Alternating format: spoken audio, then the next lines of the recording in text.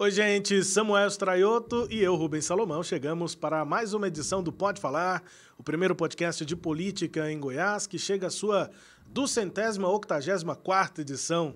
284 vezes a gente estava por aqui para analisar o cenário político em Goiânia, em Goiás e no país, e desta vez a gente chega aqui direto do estúdio da Sagres, onde gravamos esse podcast. Tudo bem, Samuel? Tudo bem, Rubens, e você?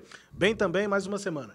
Mais uma semana e com um assunto, Rubens, que já discutimos em outras oportunidades e agora voltamos a ele.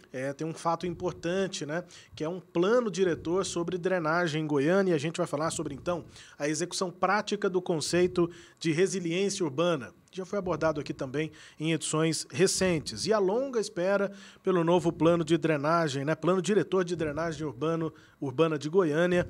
São esses os temas desta edição do Pode Falar. Goiânia tem um plano de drenagem urbana, mas ele já tem quase 20 anos e cobre apenas 60% da cidade. O novo plano passou a ser elaborado pela Prefeitura de Goiânia em 2023 por meio de convênio firmado com a Universidade Federal de Goiás, a UFG. A parceria desenvolve um conjunto de estudos técnicos científicos que vão embasar a elaboração de propostas para o Plano Diretor de Drenagem Urbana do município de Goiânia. Pois é, Samuel, e esse plano, né, na sigla PDDU, Plano Diretor de Drenagem Urbana aqui de Goiânia, deve apresentar propostas para o planejamento e para o bom funcionamento do sistema de drenagem de águas pluviais, integrado, né, aos demais serviços de saneamento básico. Alguns fatores importantes são o atendimento a legislações e normas técnicas vigentes, a relação com o planejamento urbano, né, com o planejamento da cidade, a qualidade de vida da população e a preservação do meio ambiente. A intenção é que o novo plano tenha, então, né, uma previsão, ele trace um horizonte para Goiânia nos próximos 30 anos. Rubens, um tema interessante, convidamos a todos a acompanhar, a refletir também sobre os assuntos e para nos levar justamente a diversas reflexões, nós contamos hoje com a presença aqui no estúdio da Sagres, o professor da área de engenharia da Universidade Federal de Goiás, Raviel Eurico Basso. Professor, muito obrigado pela sua presença, seja muito bem-vindo aqui ao Pode Falar. Muito obrigado pelo convite, é sempre bom participar desse momento de reflexões, de debates, né, onde que a gente traz, né, esse tema tão importante nacionalmente, não somente para Goiânia, né, em nível nacional, quando a gente fala de drenagem urbana, basicamente todas as regiões metropolitanas têm algum problema, né, desde cidades de pequeno porte até cidades de grande porte, apresentam alguns problemas relacionados à drenagem urbana. Então, é sempre importante trazer esse assunto, né, para a atualidade, para a população mais em geral, né, onde que tem o interesse e conhecer o quão importante é se ter um plano diretor de drenagem urbana. No geral, né, como o Ravel está dizendo, o interesse que a população no geral deve ter, porque isso é algo que afeta a vida cotidiana, né? Aqui em Goiânia, pelo menos metade do ano, dá para dizer que pouco mais de metade do ano a gente fica com isso na cabeça, né? Chove e alaga.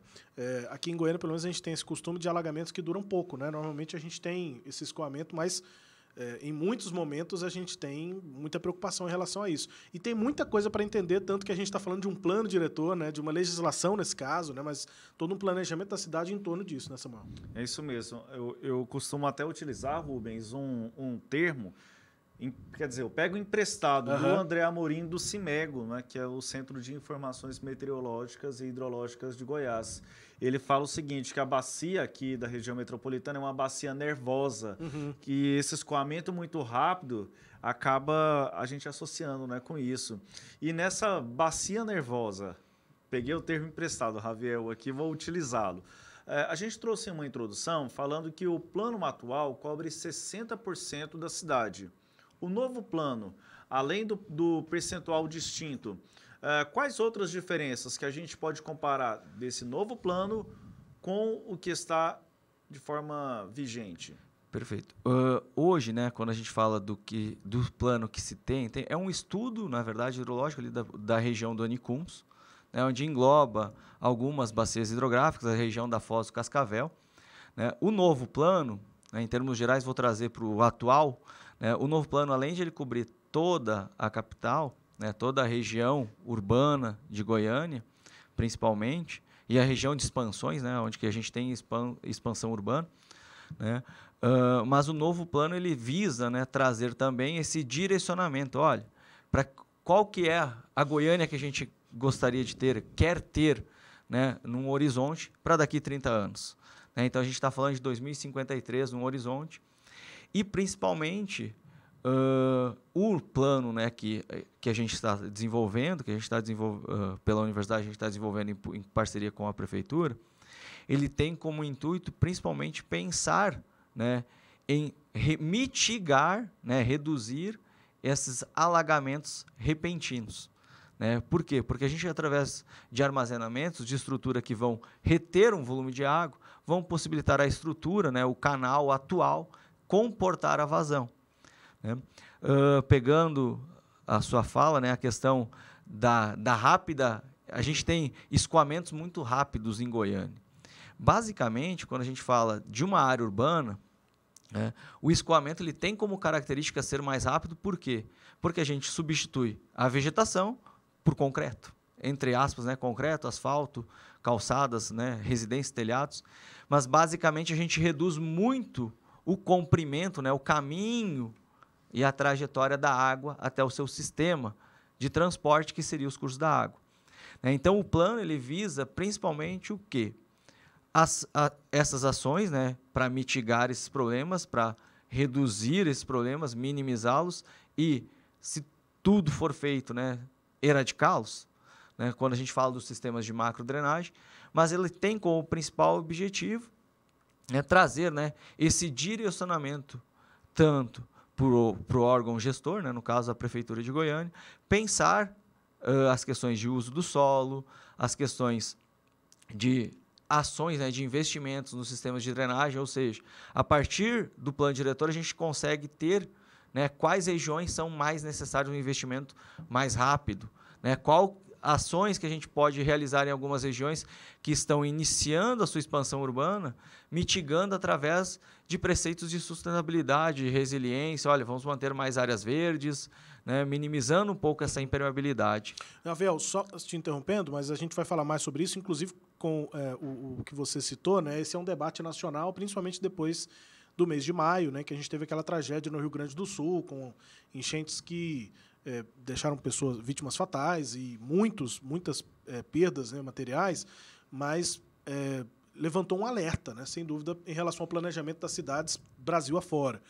Claro que é uma situação geográfica ali, climática também, e intensificada pelas mudanças climáticas lá no Rio Grande do Sul, mas deu para entender, acho que todo mundo conseguiu perceber, e tomara que isso continue levantando, mantendo esse alerta, que outras cidades também podem passar por algo semelhante, Goiânia não é diferente. Mas eu queria antes só atualizar para quem está nos acompanhando aqui no começo ainda desse podcast, em que momento a gente está, né? A gente está aqui nessa semana agora, em que foram iniciadas as audiências públicas, se eu não me engano, a parceria, né? O acordo entre a UFG, a Secretaria de Infraestrutura de Goiânia, a Prefeitura, foi assinado no começo de 23, né, de 2023, com um planejamento de 24 meses, de 2 anos. Então, a gente está passando da metade desse prazo. Enfim, em que momento a gente está nesse estudo, na elaboração do plano diretor de drenagem? Perfeito. Quando a gente fala do plano diretor atual, né, que a gente está desenvolvendo, ele foi assinado no início do ano, ele entrou em atividade executiva, né, propriamente dito, mais ou menos em julho de 23. De 23. Tá? Mas, atualmente, o estágio que a gente está a gente já, na primeira audiência pública, que foi na quarta-feira passada, né, a gente já apresentou, então, as 4 principais bacias hidrográficas em termos de urbanização de Goiânia, que é Córrego Cascavel, Córrego Botafogo, Córrego Cascavel, Macambira e Taquaral. Então, vindo mais próximo, né, do Córrego Cascavel e avançando mais na região... na periferia de Goiânia, saindo do centro para a periferia, né, nessa sequência. Essas 4 bacias já têm diagnósticos prontos, né, documentos finalizados. a gente já está no processo de prognóstico delas, ou seja, das ações que serão feitas, né, para horizontes distintos, ou seja, curto, médio e longo prazo, e principalmente nos contextos de expansão urbana, né? Então, a gente vai ter cenários que vão ter a expansão urbana. Olha, se a gente não realizar nenhuma ação, qual o cenário que a gente está daqui 5 anos? Uhum. Qual o cenário que a gente vai estar daqui 10 anos? Se não adensar mais, se não... Né? Considerando a expansão urbana que a gente tem atual, né? Tá. Então, a gente vai considerar a expansão para daqui 5 anos, a expansão para daqui 10, até 30 anos, né? E a gente vai verificar, olha, se nada for feito, qual que vai ser a situação de Goiânia? Esse é o primeiro cenário de prognóstico, onde vai ser feito para toda a região metropolitana. Então, essas 4 bacias já estão com essa fase praticamente concluída. Né? Inicial, só que não passou em audiência ainda, né? Uhum. Então a gente já tem a parte de cenários, já desenvolveu os cenários, está na parte agora a finalização da modelagem desse prognóstico, se nada for feito, né? Que é aquele cenário que a gente vai ver que seria o cenário de crise, né? Ou seja, a gente não atua, a gente já passa por alguns processos, por alguns impactos das águas de chuva, né? Das águas pluviais, mas se nada for feito, daqui 30 anos a gente vai estar nesse cenário. Então, essa parte, a parte da modelagem hidrológica desses cenários futuros, já está pronta.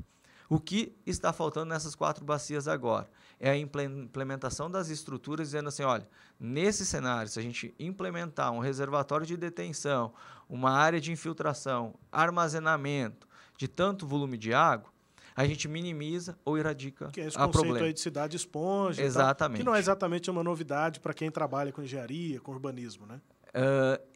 Quando a gente fala das cidades esponja, né, da cidade que tem como intuito armazenamento, a gente fala de cidades europeias que estão fazendo isso há 50 anos. 50, 60 anos. Quando a gente fala no Brasil, a gente está falando dos anos 2000, algum reservatório ali na região metropolitana de São Paulo foi feito nos anos 90. Né? Mas a gente tem esse preceito, né, das cidades esponja, que estão cada vez mais em ascensão, e é importante que a gente entenda, né, a gente precisa de profissionais que ofertam, indicam essa necessidade, né, para a própria população e para os próprios empreendedores. E para quem nos acompanha entender, o plano, os estudos sobre o plano devem ser finalizados quando? Perfeito.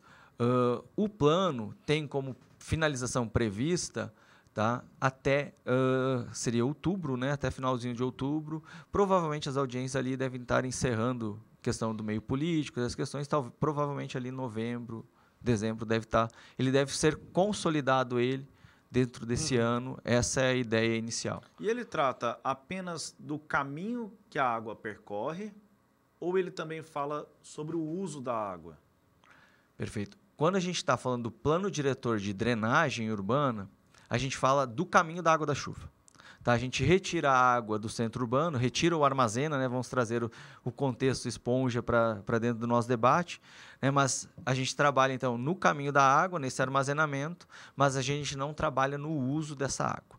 Né? A gente simplesmente trabalha com a parte da drenagem em si, né? Onde a gente tem a característica volumétrica, as vazões, né? E a gente trabalha com o preceito da drenagem em si, que seria o caminho da água da chuva, principalmente na nossa região de Goiânia, seria basicamente gravitacional. Eu sei que a UFG não manda projeto para a Câmara Municipal, né? Essa parte política é executivo e legislativo. Mas qual que é a previsão desse trabalho? Então, terminando as audiências, os estudos aí em outubro, novembro, provavelmente a Prefeitura vai estar pronta para mandar esse projeto só na próxima gestão, no próximo ano. Provavelmente a parte burocrática, né, que envolve o que a gente vai entregar? A gente vai entregar manuais de drenagem, a gente vai entregar os diagnósticos, os prognósticos, os relatórios técnicos, né? Aí entra o processo, né, da Prefeitura em fazer uso dos manuais, fazer instruções normativas, talvez pensar em legislação, diretrizes, cartilhas. Isso tudo não vai virar um projeto de lei. Tem mecanismos diferentes para implantar. O plano diretor é o subsídio, né? A parte legislativa, a gente não entra, claro, como órgão, né, que está executando o plano diretor, a gente não entra como propor. A gente pode fazer sugestões, o como deveria ser, é o que o plano vai direcionar, né? Quais ações que deveriam ser tomadas. Mas esse esclarecimento é importante. Claro, a FIG não apresenta projeto, mas a Prefeitura, depois lá na frente, Câmara Municipal, enfim, a parte política dessa história vai ter ferramentas diferentes para implantar as medidas que foram indicadas pelos técnicos, né? Os estudos vão apontar, olha, isso aqui precisa ser feito. Como vai ser feito, se é um projeto de lei, se é um decreto, que tipo de ato normativo vai existir, aí é uma outra análise, né? Aí é uma outra análise e a gente está estudando, né, através de conversas com o CEINFRA, com o pessoal da Prefeitura também, da agência reguladora, quais ações, né, a gente vai direcionar. Né, mas não cabe a gente que está executando o plano fazer esses processos legislatórios. Assim, pensando no futuro, a gente não vai imaginar um grande projeto de lei chegando na Câmara. Né? Para quem é população, para quem vai nessa audiência pública, pode imaginar um decreto para uma questão específica. A Prefeitura vai receber um documento direcionando ações. Então, basicamente hoje, né, quando a gente fala do plano diretor de drenagem, além de ele dar subsídio e poder se tornar uma lei, né, se poder dizer, olha, gente, agora a gente tem o plano diretor de drenagem, vamos segui-lo a fim, né, com grande interesse. Mas ele dá um grande subsídio para quê? Para principalmente buscar auxílios financeiros, para a execução de grandes obras. Elaboração de projetos. Exatamente. Tá. Né? Então, aí vem a parte que vou colocar aqui entre aspas, né, vou abrir um aspas, a questão de níveis executivos de projeto, né, onde que a gente vai desenvolver tem no plano, direciona que vai ter um sistema de armazenamento, tem que ter uma bacia de detenção, por exemplo, de 1 milhão de metros cúbicos. A gente vai passar quais serão as características dessa bacia, mas aí vai precisar, a gente vai ter no plano custos prévios, né, previstos, mas a gente precisa necessariamente, depois, né, para abrir processos licitatórios, aquele anteprojeto, projeto executivo, todos esses processos envolvidos. É muito amplo o conceito do plano, e a gente caminhando aqui já para a parte final do nosso podcast, eu queria entender um pouco das bacias já analisadas até o momento. De uma forma breve aqui, eu queria que o senhor pudesse nos apontar os principais problemas nessas bacias e possíveis soluções já, ou sugestões de soluções que já podem ser indicadas à Prefeitura. Perfeito. Quando a gente fala das 4 bacias, né, resumindo só relembrando, né, Córrego Cascavel, Botafogo, Macambira e Taquaral, a gente tem 2 bacias hidrográficas bem importantes, que são Córrego Botafogo e Córrego Cascavel, que são 2 bacias hidrográficas que basicamente têm toda a região mais urbanizada, toda a consolidação de Goiânia está nessas 2 bacias principalmente. Né? Então, essas 2 bacias, os principais problemas são envolvendo, né, volume escoado, né? Se a gente pegar Córrego Cascavel, Córrego Botafogo, no seu projeto, né, provavelmente não estava previsto tanto volume de água sendo direcionado aí, né? Tantas áreas impermeáveis. Então, a gente tem algumas estruturas mais críticas, né, principalmente na região do Córrego Botafogo, onde a gente fala, né, daquelas células próximas à avenida, próximo à Independência, onde a gente tem grande velocidade, uma redução de seção e posterior canal natural. Né? Então, isso faz com que a gente tenha um problema, ocorra inicialmente um ressalto hidráulico, faz o extravasamento da água, a gente tem esse impacto.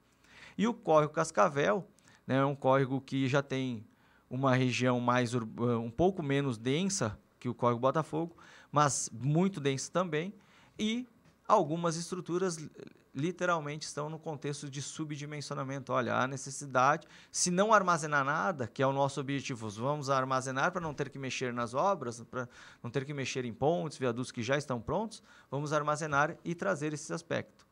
Tá? E quando a gente fala Macambira e Taquaral, principalmente o contexto de direcionamento para impermeabilizações, né? Porque são bacias que nesse momento não são tão preocupantes, porque o impacto dos alagamentos, né, não causam danos ainda, né? Mas a partir do momento que ocorre esse aumento, né, dessa impermeabilização, dessa urbanização, pode trazer maiores impactos. Então, Macambira e Anicuns, os 30% do projeto executado do programa, dá para se falar que tem algum efeito positivo quando a gente pensa num planejamento maior? Tu diz do plano antigo que foi executado do Anicuns? Porque o Macambira Anicuns, o projeto do BID com a Prefeitura em 2003. E algumas ações começaram a ser implementadas a partir da gestão do ex-prefeito Paulo Garcia. Se essa área que já foi protegida, em comparação com outras áreas, se a gente percebe que houve um ganho. Apesar do projeto inteiro não ter sido executado, se já há um avanço. Com certeza há um avanço, porque algumas seções que foram construídas baseadas nesse projeto não apresentam problemas. né? Primeiro cenário, positivo. Segundo cenário, aquela abertura, né? Aquela mancha mais verde ao redor do Anicuns, que é onde a gente fala principalmente da cidade esponja, das áreas para que ocorra o transbordamento do curso da água e não tenha residência, fica ali na vegetação, fica próximo. Então, isso é extremamente positivo, né? E outra questão, né? Se a gente fosse pensar, futuramente a gente vai ter que fazer uma ação nessa região, a gente tem áreas para poder fazer o armazenamento, né? Quando a gente está em áreas consolidadas, que é um canal muito pequeno e tudo é residência, a gente tem que fazer desapropriação para fazer o armazenamento, porque a gente não consegue armazenar longe. Tá? Então, isso com certeza traz vários benefícios. Alguns a gente já até conversou internamente com a prefeitura, né? com o quadro técnico da CEINFRA, onde algumas obras que, olha, seguindo esse estudo, não apresentaram mais falhas. Isso já é um grande avanço, né? Um grande ponto positivo. Até mesmo como referência, né? Para outras ações que, porventura, possam ser realizadas em locais distintos. Perfeito. Enquanto, por exemplo, o plano diretor de drenagem não está pronto, que a parte do Anicuns também, a gente vai estudar ela novamente, né? Vai fazer essa revisão, tudo que foi feito. Mas, basicamente, né, isso traz, né, um preceito como se fosse o plano diretor. Olha, se eu vou precisar fazer alguma ação numa Cambira Anicuns, eu já tenho esse projeto, eu tenho que seguir ele, eu tenho que ter ele como base. Né? E é justamente o que o plano diretor de drenagem vai dar para Goiânia. A gente vai ter a base. Goiânia terá a base. Né? Basta fazer ações de acordo com a base, né? Com o estudo técnico realizado, para ter maiores garantias e funcionamento e atender principalmente a população. Ravel, só para encerrar aqui, como é que a gente deve pensar a questão da mobilidade na cidade e essas alternativas de trânsito com a questão de drenagem? Eu estou pensando aqui nessa impermeabilização da cidade, nas grandes avenidas, inclusive nos córregos canalizados. Né? A gente tem essa tendência ao longo de décadas de canalizar córregos. O momento agora é de pensar o planejamento da cidade no sentido contrário, né? de não impermeabilizar tanto. Como é que a gente pode avaliar isso? Perfeito. O cenário, né, quando a gente vem nessa rotina da impermeabilização, eu digo rotina, literalmente a gente está falando dos anos 70 para cá, o intuito impermeabilizar é mais fácil impermeabilizar do que cuidar uma grama, limpar um quintal. É mais fácil lavar calçada, eu brinco, né? Sim, e a gente tem uma idade, acho que semelhante aqui, a gente se acostumou a pensar que anos 70 faz 30 anos, né? Anos 70 30 anos atrás. Já estão 50 indo para 60. Exatamente. Porque eu falo isso? Porque é uma cultura há muito tempo que é desenvolvida, que ela vem se propagando ao longo de gerações. Quando a gente fala dos processos de cidades impermeabilizadas, né, o pensar hoje em drenagem urbana é justamente o oposto. Né? A gente tem diversas cidades hoje que tinham grandes áreas impermeáveis, voltam no tempo e dizem assim, a gente não pode impermeabilizar mais, porque a gente não tem mais para onde mandar água. Porque, eu vou usar o termo infelizmente, por quê? Porque se chover, a água vai para algum lugar. Né? Então, a gente tem que ter essas planícies de inundação, essas regiões específicas de armazenamento para trazer essa resiliência. Né? E a gente tem grandes cidades hoje, Seattle, nos Estados Unidos, um estudo de cidades esponja em Los Angeles. Né? Então, tem várias cidades, tem exemplos... vários casos na China também, né? China quando a gente fala de cidades esponjas, eu vou dizer assim, não é o primórdio, mas é um dos primeiros casos que usou muito isso, né? A gente tem revitalização de cursos da água em Seul, na Coreia do Sul. Né? Então, isso é o processo do quê? A gente canalizou, entendeu o impacto, impermeabilizou. Agora a gente olha para trás e diz, temos que voltar, porque se a gente impermeabilizar, a gente não vai ter esse transporte de água, a gente vai ter algum impacto. Ravel, nós chegamos ao final do tempo, mas eu queria só tirar uma dúvida. Pelo seu sotaque, você não é goiano. Não sou goiano. De onde você é? Estou morando aqui em Goiás, em Goiânia especificamente, há 4 anos. Né? Sou gaúcho, conheço toda a região que foi afetada. Né? Então, estou, vamos dizer assim, muito feliz com a receptividade, com Goiânia em si, né? Uma cidade que acolheu muito bem a minha família. E me imagino também com a possibilidade, com a oportunidade de tratar exatamente sobre isso, né? Aqui para Goiânia e depois das lições, né? Imagino que o Brasil inteiro tira depois do que aconteceu no Rio Grande do Sul.